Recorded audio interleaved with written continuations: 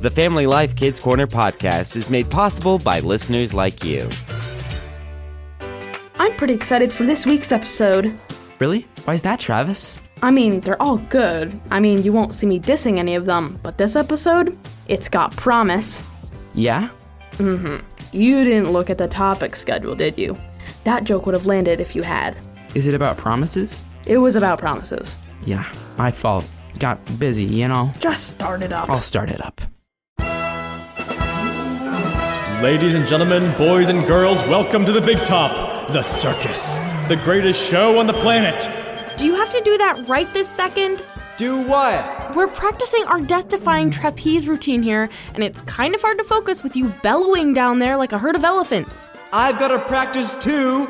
Being a ringmaster isn't an easy job. Neither is catching a fellow artist before she plummets to the ground below. What? Relax, that's not gonna happen, unless Mr. Ringmaster wants to keep distracting us. Fine. I've got to see a man about a calliope. Finally. Okay, Laura, you ready? I don't know, Sam. Maybe I'm not ready for the big top. Maybe I'm better off working behind the scenes, you know? Come on, you know I was just kidding about the dropping you thing, right? I was just trying to get old Willie to get out of here so we could practice in peace. But what if you do drop me? It's a long way down, and besides, doesn't modern safety law require us to have a net to catch us if something happens? Sure, but not having a net raises the stakes and keeps the audience hooked. The audience? Sure, you can't see them right now, but they are on the edge of their seats waiting for the trapeze act of the century. Are you sure any of them even know what a trapeze is? I'm sure they've read it in books. Are you two almost done? I've got to practice my huckster-esque pontificating. 15 seconds. Come on, Laura. Swing across, let go, do a somersault. I'll catch you, and then we'll do something nice, safe, and fun on the ground. You promise? Trust me. Okay.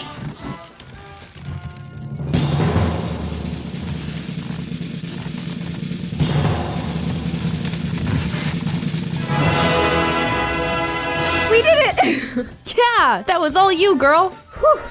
Let's get down now. Right on. Took you long enough. Now I've got to warm up again. Ladies and gentlemen, ladies and gentlemen, boys and girls. So, what kind of fun thing did you have in mind? Fun thing? Yeah, fun, like you promised. Oh, yeah. How about this?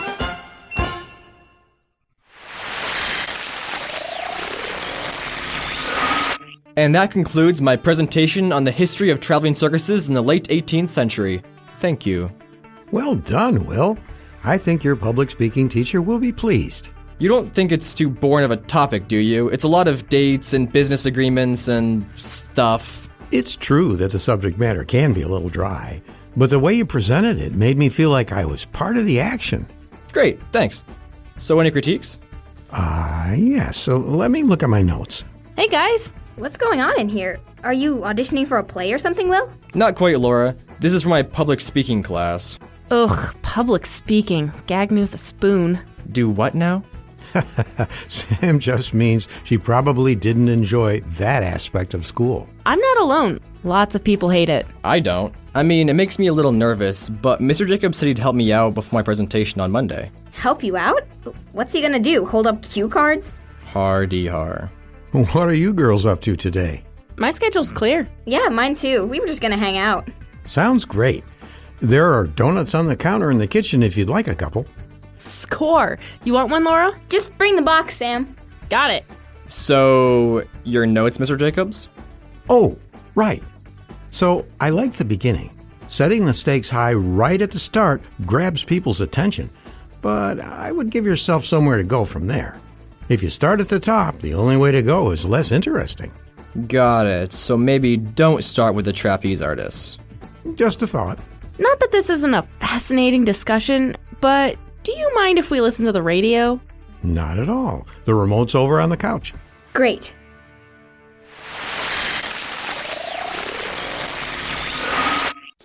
And that concludes my presentation on the history of traveling circuses in the late 18th century. Thank you. Nice. Very nice. I think you've got it this time, Will. Thanks. I couldn't have done it without your help. Your help? Oh no, my help! What are you talking about, Laura? Yeah, no offense, but sitting on the couch listening to the radio wasn't that big of a boost to my public speaking practice. No, not your... Oh, what time is it? Almost 9? Oh, I can't believe I forgot. I feel awful. Wanna clue us in, or...? I promised Mrs. Van Buren I would help her watch her kids because she had to go into work today. I've got to call her. Yeesh, that's not good. Yeah, I hate it when that happens to me. No. Look at all these missed texts. My phone was on silent. Do you need me to drive you over there? No. It looks like she got Sage and Ivy to cover for me. Well, that's ruined my morning. Donut? No, I'm not hungry. Just mad at myself. It was an honest mistake. Stuff happens, just move on and... Why don't you go save it and work on your other speech? Or not. Anything I can do to help? As long as it's not guilting me with Bible verses. I've got enough guilt for one morning. And here I thought I was trustworthy. I think you are. You just got distracted. It's partially my fault. I invited you to come over here with me. Don't be silly. It's not your fault. What do you think, Mr. Jacobs? Who does the Bible say is at fault? Well, all that comes to mind is when Jesus tells us that the spirit is willing, but the body is weak. When did he say that? I think I remember that one. Wasn't it when he was praying and he asked his disciples to stay up and pray with him, but they kept falling asleep? That's right. The point being that even though we may intend to do what is right, we need to watch out for what our brains and the rest of our bodies might make us do instead. Or not do. Right. That's one reason God warns us about making promises. He knows that by ourselves we're pretty helpless to make things happen, even when we really want to. He'd know. He's never made a promise he didn't keep. Wonder how God does that. You mean besides the fact that he's perfect and never makes a mistake? Well, that's part of it. There's more to it than that? I can think of another reason God's promises always ring true, and there's a Bible story that explains. Want me to go look it up for us? Sure. And I guess we'll listen to the radio.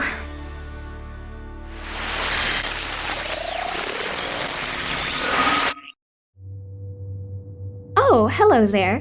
My name is Sophia. I'm a servant in my master's house. I do errands, deliver messages, that kind of thing. My master is a great man, a generous man. Even though he's a Roman, he calls Israel home. He loves it here, and he's made it his mission to help the community any way he can. He even paid for the new synagogue in town. He cares for all of us that work for him, too. In fact, right now he's in Old Nathan's room taking care of him. Old Nathan's really sick and... Oh, talk later. How is he, Master? Not well. If he continues like this, I fear my faithful servant Nathan will not make it past the night. Oh, I'm so sorry. Yes, me too. Sophia, where are you? Oh, you'll never guess who's back in town. Oh, sorry, Master. I didn't see you there. Don't be sorry. It's good to see Joy in my house again. I have things to attend to. What is it, Cleo? You remember that wedding I told you about a year or so ago? The one where they saved the best wine for last? You saw Jesus? Jesus of Nazareth is in town? Yes! He's... What's this about Jesus of Nazareth? You saw him. with my own eyes!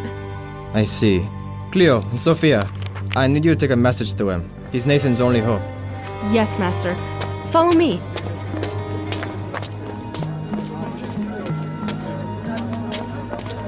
But the one who doesn't listen will be the man who builds on sand whose house will be destroyed.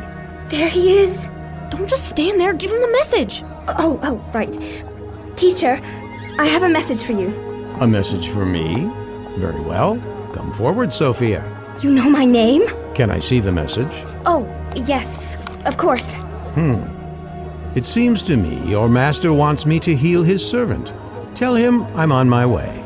I will. And I'll show you the way. You can if you wish. You already know the way? You might even say, I am the way. You're confusing me. Looks like your friend Cleo is already heading back. Noble teacher, my master says he's not important enough to have you come to his house, but he too is a man of great authority. If he tells his servants to go or do something, it's done. As for you, if you merely command that Nathan will be well again, it will happen. Simply amazing. I've traveled all throughout the Holy Land, and I've never seen faith anywhere close to this. Tell your master his servant will live. And wouldn't you know it, it happened just like Jesus said. Or rather, what my master said would happen if Jesus said it. You get what I mean. Nathan was better that very minute. Jesus just said it and it happened. I've even heard that he told a big old storm to stop, and it did. I don't claim to understand it, but if he can do all this just by talking, I'd say we'd better listen to what he has to tell us.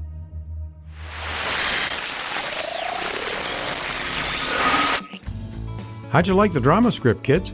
It was different, but I liked it, I think. Yeah, I'm trying to get what I was trying to say, though. Seriously, Will? You need Mr. Jacobs to spell out the moral at the end for you every time? Okay, Miss Cranky Pants, you explain it. Explain what? What does that story have to do with what we were talking about earlier? You know, about promises. Oh, yeah. Well, it's... I'm waiting? A little help, Mr. Jacobs? That's what I figured. All right, you two. I'll explain. As we said before, one reason we can trust God to pull through on his promises is because he's perfect and he does not lie. But this story demonstrates that when God says something will happen, his power and authority make it that way.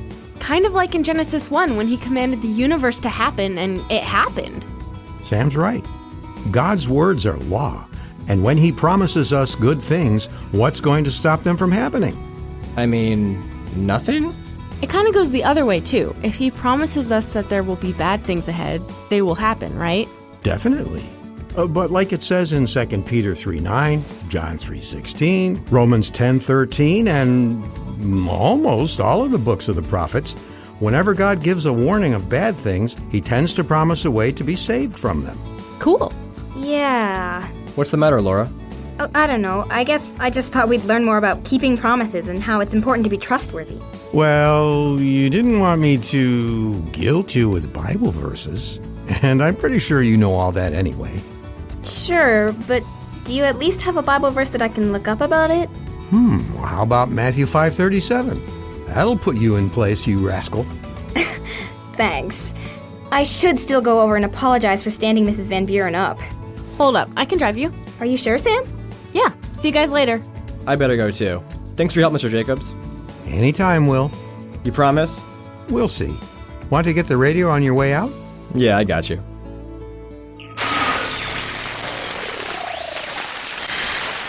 Thanks for listening to the Kids Corner podcast. If you had fun listening, be sure to share it with your friends. And don't forget to hit that subscribe button so you can join us every week. The Kids Corner and other family life podcasts are made possible by your financial support. Learn more at familylife.org.